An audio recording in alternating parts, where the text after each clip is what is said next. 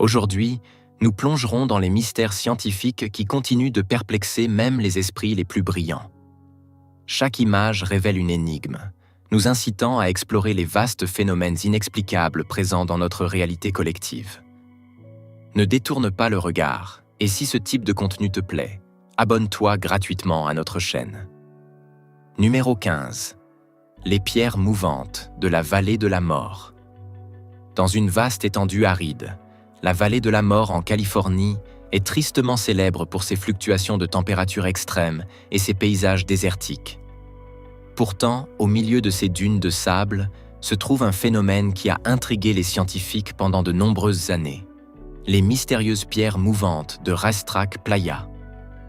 Un lit de lac asséché abrite ces pierres uniques, allant de petits galets à de gigantesques roches pesant jusqu'à 700 livres.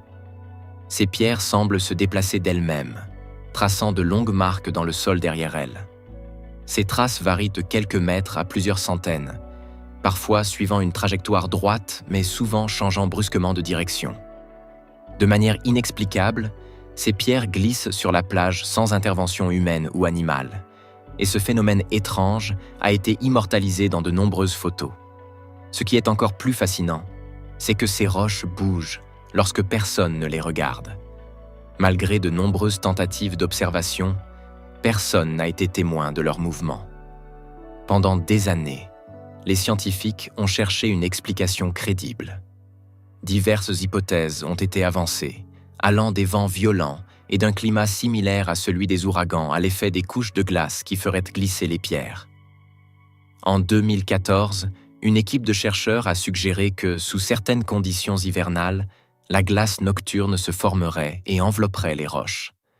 À mesure que la fine couche de glace commence à se fissurer sous le soleil matinal, le vent pousserait ces roches flottantes le long de la surface glissante et saturée, laissant des traces dans la boue molle en dessous.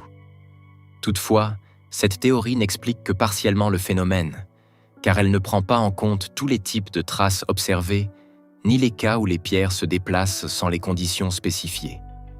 Ainsi, bien que nous disposions de photos capturant les traces des déplacements des pierres et de théories tentant de les expliquer, les pierres mouvantes de la vallée de la mort demeurent une énigme fascinante, symbolisant les vastes mystères que la nature nous réserve encore.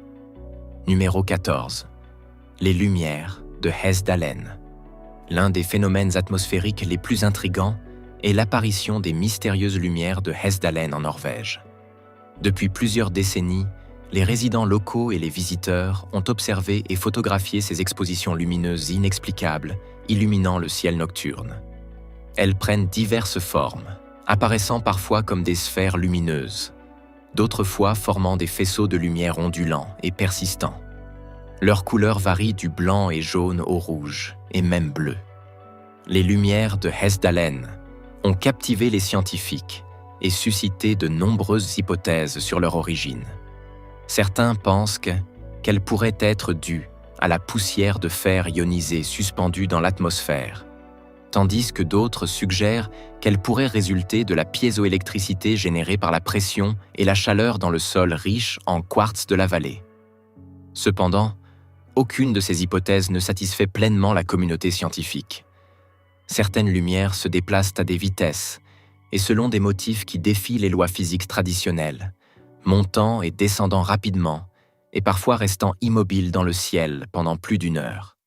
L'absence d'une explication définitive, ainsi que l'impossibilité de prévoir leur apparition, font des lumières de Hessdalen une énigme captivante. Les photos éclatantes capturées renforcent leur attrait, montrant un spectacle inexplicable qui continue de troubler le monde. Numéro 13. La photo du monstre marin de l'île Hook. Dans le domaine des cryptides, le monstre marin de l'île Hook occupe une place notable, principalement en raison de la photographie saisissante prise en 1964 par Robert Le Serre. L'image montre une immense créature semblable à un tétard dans les eaux de Stonehaven Bay, île Hook, Queensland. Sur la photo, la créature paraît massive, sombre et serpentine, avec une longueur estimée entre 80 et 90 pieds. La surface de la créature sur la photo semble lisse, avec une extrémité distinctement marquée, presque comme la tête arrondie d'un gigantesque tétard. Les spéculations abondent, certains affirmant qu'il s'agit d'une créature préhistorique survivante, tandis que les sceptiques la rejettent comme une supercherie, suggérant que le monstre pourrait être une feuille de plastique ou un objet sous-marin vu sous un angle inhabituel. Malgré plusieurs enquêtes, l'image n'a pas encore été définitivement discréditée ou expliquée, plaçant la photo du monstre marin de l'île Hook parmi les photos les plus mystérieuses et controversées à ce jour. Son mystère persistant continue de nourrir les discussions sur les secrets potentiellement cachés dans les profondeurs de l'océan. Numéro 12. L'astronaute de Solway Earth. La photographie de l'astronaute de Solway Earth est une image véritablement troublante qui a captivé les chercheurs depuis sa capture. Prise en 1964 par Jim Templeton à Burkby, Cumbria, en Angleterre, la photo montre la jeune fille de Templeton assise au premier plan avec ce qui semble être une figure en combinaison spatiale derrière elle. L'astronaute n'était pas visible à l'œil nu lorsque la photo a été prise. La figure apparemment extraterrestre a engendré une large spéculation, et l'image a même été examinée par des experts de Kodak qui ont confirmé son authenticité. Plusieurs théories ont été avancées, allant des plus farfelues, incluant des affirmations d'êtres interdimensionnels et de voyageurs temporels, aux plus banales, comme le fait que l'épouse de Templeton a été capturée involontairement dans la prise. L'explication la plus acceptée postule que l'astronaute est en réalité l'épouse de Templeton présente lors de la séance photo. La surexposition aurait pu faire paraître sa robe bleu-blanche, donnant l'illusion d'un astronaute. Cependant, cette théorie laisse encore quelques questions sans réponse, car la position de la figure et sa structure inhabituellement haute et mince ne correspondent pas entièrement à l'image de Madame Templeton. Malgré cette explication apparemment plausible, l'image de l'astronaute de Solway Earth continue de fasciner, rappelant que dans le monde de la photographie, la perception peut souvent diverger de la réalité, révélant des mystères inattendus. Numéro 11. La photo du corps tombant de la famille Cooper. La photo du corps tombant de la famille Cooper est l'une des images les plus troublantes et inexpliquées existantes. Pris dans les années 1950 au Texas, la photographie était censée être un portrait familial joyeux de la famille Cooper dans leur nouvelle demeure. Cependant, lorsqu'elle a été révélée, la photo montrait une figure inquiétante tombant la tête la première du toit. La figure semble déformée, presque squelettique, et tombe ou pend à un angle étrange qui défie la gravité. La famille a affirmé n'avoir rien remarqué d'inhabituel au moment de la prise, ce qui accentue l'étrangeté de l'image. De nombreuses explications ont été avancées, allant de l'activité paranormale à la simple manipulation photographique. Les sceptiques soulignent le cadrage étrangement parfait du corps tombant et l'absence d'ombre comme preuve d'une supercherie. Cependant, malgré les enquêtes, la photo n'a pas été confirmée comme un phénomène paranormal authentique ou une supercherie bien orchestrée. La photo du corps tombant de la famille Cooper demeure un témoignage de l'inexplicable, représentant une énigme troublante dans le monde des photographies mystérieuses. Elle continue de susciter des débats et de provoquer des frissons chez ceux qui osent explorer ses origines énigmatiques. Numéro 10. Le satellite Black Knight. Le satellite Black Knight est l'une des anomalies les plus débattues dans les annales de l'exploration spatiale. Cet objet insaisissable aurait été détecté pour la première fois à la fin des années 1950, au début de l'ère spatiale, même avant que les satellites ne deviennent courants dans nos cieux. L'objet a été décrit comme un satellite artificiel d'origine inconnue, orbitant la Terre de manière incompatible avec tout objet fabriqué par l'homme à cette époque. Le Black Knight a gagné en notoriété en 1998 lorsque les astronautes à bord de la navette spatiale ont pris une série de photographies. Les images montraient un objet noir particulier, vaguement en forme de théière, flottant près de la navette. Les photos publiées par la NASA ont suscité un intense débat entre les passionnés d'OVNI et les sceptiques. Les explications concernant le satellite Black Knight varient largement. Certains pensent qu'il s'agit d'une sonde extraterrestre envoyée pour observer la Terre par une civilisation alien avancée. D'autres affirment qu'il pourrait s'agir de preuves d'un projet technologique avancé et secret. Les explications les plus crédibles suggèrent qu'il pourrait simplement être un morceau de débris spatial, possiblement une couverture thermique perdue lors d'une mission spatiale précédente. Malgré les diverses hypothèses, l'origine et le but du satellite Black Knight restent incertains. Les images de haute qualité de cet étrange objet continuent d'intriguer, nous rappelant les mystères que l'espace garde juste hors de notre portée. Numéro 9. La Dame Babouska. La Dame Babouska est une figure récurrente dans de nombreuses photos et vidéos du défilé présidentiel de John F. Kennedy au moment de son assassinat à Dallas, Texas, le 22 novembre 1973. Cette femme mystérieuse, nommée ainsi d'après le mot russe pour grand-mère en raison du foulard qu'elle portait sur la tête, a été vue tenant une caméra ou peut-être une vidéocaméra et pointant vers la fusillade. Malgré de nombreux appels pour que la femme inconnue se manifeste et fournisse des preuves cruciales, elle ne l'a jamais fait. Les enquêteurs n'ont jamais pu l'identifier ni localiser les images qu'elle semblait filmer. Au fil des années, de nombreuses théories ont émergé concernant l'identité et les motivations de la Dame Babouska. Certains suggèrent qu'elle était une espionne russe, tandis que d'autres pensent qu'elle faisait partie d'une conspiration visant à assassiner le président. Malgré ces spéculations, la Dame Babouska reste non identifiée. Les photos qui la capturent servent de pièces énigmatiques à l'un des événements les plus tragiques de l'histoire américaine. Sa présence continue d'ajouter une couche de mystère à l'assassinat déjà complexe et rempli de conspirations de JFK. Numéro 8. Les photos de l'OVNI de McMinnville. Dans les annales de l'ufologie, peu d'images ont suscité autant d'attention et de débats que les photos de l'OVNI de McMinnville, prises par le fermier Paul Train à McMinnville, Oregon, en mai 1950. Les deux images en noir et blanc montrent ce qui semble être un disque volant flottant dans le ciel.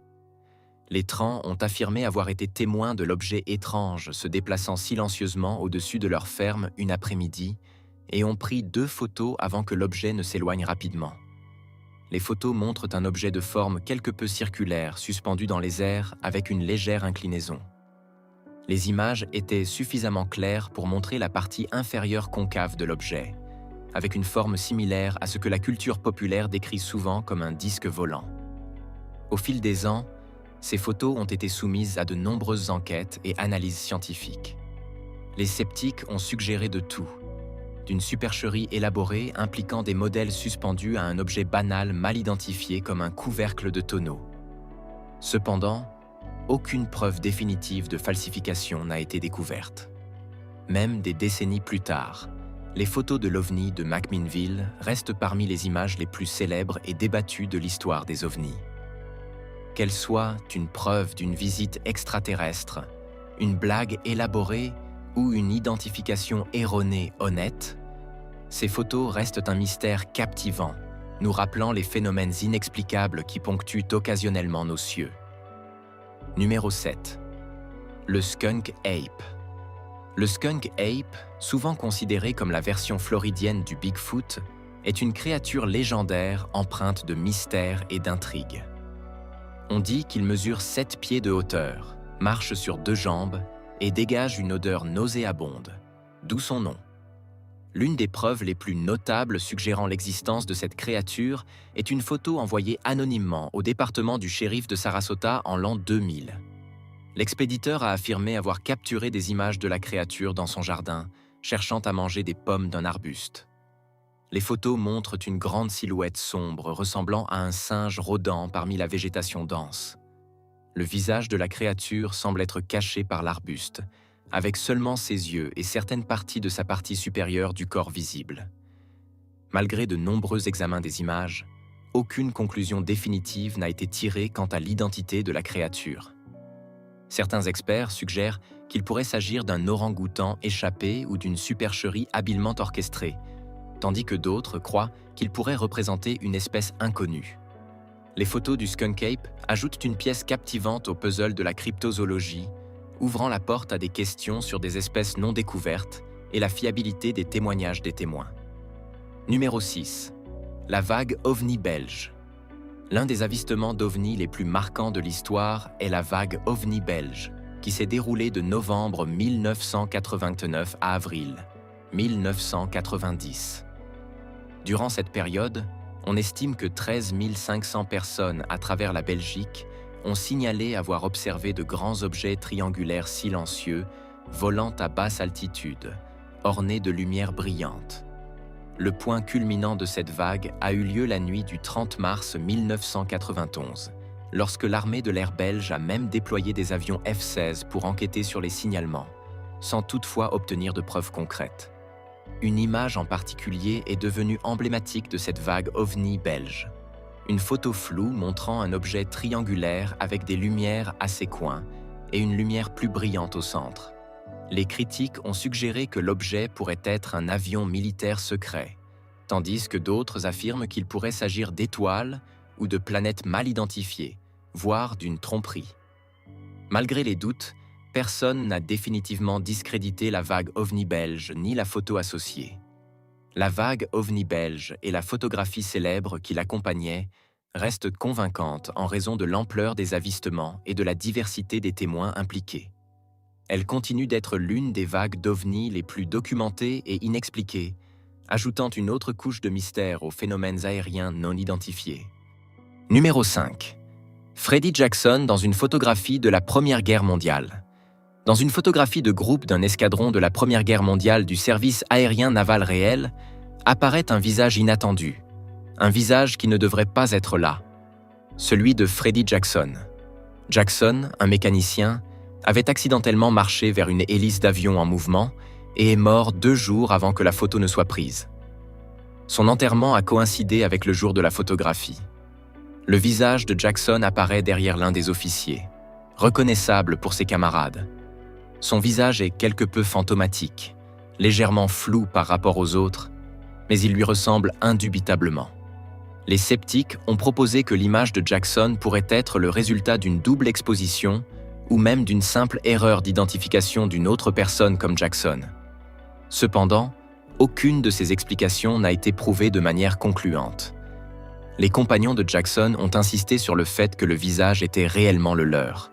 La photographie du fantôme de Freddie Jackson reste un cas fascinant pour ceux qui s'intéressent au paranormal, offrant un aperçu tentant de l'inexpliqué, estompant les frontières entre le monde physique et ce qui pourrait exister au-delà. Numéro 4. Le spectre de l'église de Newby.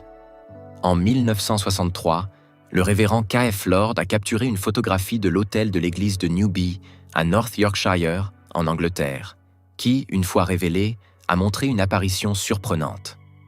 L'image montre ce qui semble être une figure spectrale avec une capuche, debout du côté droit de l'autel. L'apparition, souvent appelée le moine de Newby ou le spectre de l'église de Newby, est estimée à 9 pieds de hauteur, avec un visage effrayant partiellement caché par le tissu de sa tenue. Elle semble semi-transparente, l'autel étant clairement visible à travers sa forme. La photographie a été examinée par de nombreux experts en photographie sans trouver de preuves de double exposition ou de manipulation.